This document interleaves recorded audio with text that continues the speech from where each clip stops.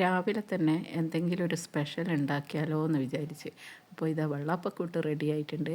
എന്തെങ്കിലും ഒരു വെറൈറ്റി ഉണ്ടാക്കി നോക്കാം അല്ലേ. അപ്പോൾ അതിനൊരു കറി വേണമല്ലോ. അതിന് വേണ്ടിയിട്ട് ഞാൻ ആദ്യം 2 എഗ്ഗ് അങ്ങോട്ട് പൊട്ടിച്ചൊഴിച്ച് കൊടുക്കുന്നുണ്ട്. ഒരിത്തിരി ഉപ്പും ചേർത്ത് അതൊന്ന് സ്ക്രാമ്പിൾ ചെയ്തിട്ട് എടുക്കാമല്ലേ. അങ്ങനെ സ്ക്രാമ്പിൾ ചെയ്ത് എടുത്ത നമ്മുടെ മുട്ട അങ്ങോട്ടേക്ക് മാറ്റി വെക്കാം. അപ്പോഴത്തേക്ക് ഞാൻ ഉരുളക്കിഴങ്ങ് സവാളയും പച്ചമുളകും ഇഞ്ചിയൊക്കെ ഇട്ട് ഇത്തിരി മഞ്ഞൾപ്പൊടി ഇട്ട് വേവിക്കാൻ വെച്ചിട്ടുണ്ട്. അത് വെന്ത് കഴിഞ്ഞപ്പോൾ കടുകും വറ്റൽമുളകും ഒന്ന് പൊട്ടിച്ചെടുത്ത് അതിലേക്ക് ഒഴിച്ച് കൊടുക്കാം. ഇതിൽ തേങ്ങ അരച്ചതോ അല്ലെ തേങ്ങാപ്പാലോ ഒന്നും ചേർക്കുന്നില്ല. അതൊന്ന് കുറുകി വരുന്ന ടൈമിലേ ഒന്നങ്ങോട്ട് ഉടച്ച് കൊടുക്കുക. അതിനുശേഷം നമ്മുടെ എഗ്ഗ് അതിലേക്ക് അങ്ങോട്ട് ചേർത്ത് കൊടുക്കാം. ഇത് ഒരു കുറുകിയ ചാറോട് കൂടിയുള്ള ഒരു കറിയാണ്. അവസാനം ഇത്തിരി മല്ലി ഇലയും അതുപോലെ തന്നെ 1 ടീസ്പൂണ് കുരുമുളക് പൊടിയും കൂടെ ചേർത്ത് കൊടുക്കുക.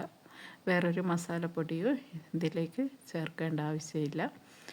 കുരുമുളക് ലാസ്റ്റ് ഇട്ട് കൊടുക്കുമ്പോൾ അതിൻ്റെ ആ കുരുമുളകിൻ്റെ നല്ലൊരു ഫ്ലേവർ ഉണ്ടാവും.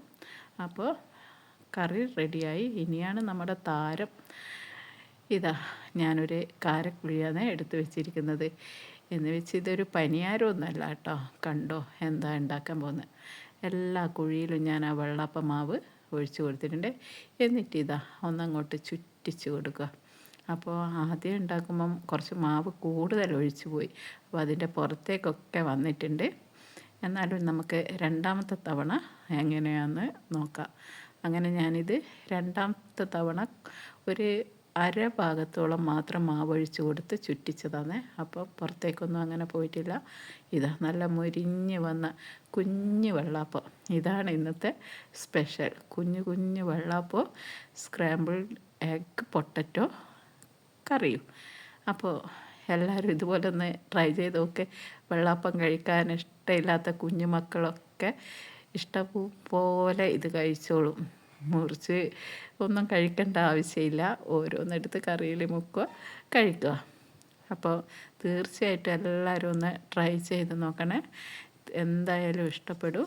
അതുപോലെ എൻ്റെ വീഡിയോ ഇഷ്ടമായ ലൈക്ക് ചെയ്യാനും ഷെയർ ചെയ്യാനും സബ്സ്ക്രൈബ് ചെയ്യാനും മറക്കരുതേ. Thank you.